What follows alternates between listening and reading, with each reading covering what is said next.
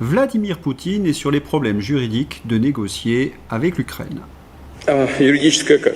По Конституции Украины президент Украины избирается на 5 лет. Способов продления полномочий не существует, даже в условиях военного положения. Там прописано, вы почитайте внимательно, в условиях военного положения пролонгируются права только парламента, Рады. Там написано, что в условиях... Eh oui, Zelensky n'a plus aucune légitimité. Négocier avec lui, c'est préparer un accord caduc avant même d'être signé. Les Américains ont étudié ce point de droit et nous avons la réponse de Donald Trump.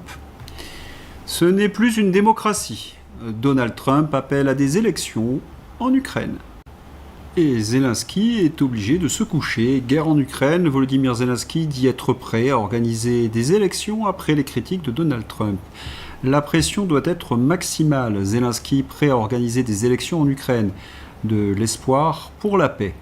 Quant au principal négociateur ukrainien, il est tenu en laisse par les Américains. Alexandre Delval. Aujourd'hui, les Américains ont une pression énorme sur Zelensky, puisque c'est eux qui sont à l'origine de l'arrestation de Yermak, l'homme qui était le plus proche de Zelensky, et maintenant Umerov, qui a pris sa place dans les négociations, et lui-même sur la sellette. Ça veut dire que les Américains ont beaucoup plus de points de pression. C'est peut-être immoral, c'est une paix probablement. Trump n'est pas un moraliste, mais ultra réaliste et souhaite faire du business avec la Russie, terres rares, énergie, accès au marché intérieur, quitte à sacrifier 20% d'Ukraine maintenant, qui deviendront 30% si Zelensky tarde trop.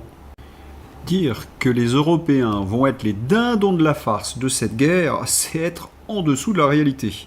Trump est en train de négocier avec la Russie des accords qui vont vraiment marginaliser les Européens. Voilà ce qui préoccupe les Américains, l'Atlantique Nord et l'Arctique. Tout cela est très cohérent et explique en grande partie le changement de portage vis-à-vis de la Russie qui maîtrise la route du Nord et envisage de développer son espace arctique avec des partenaires américains.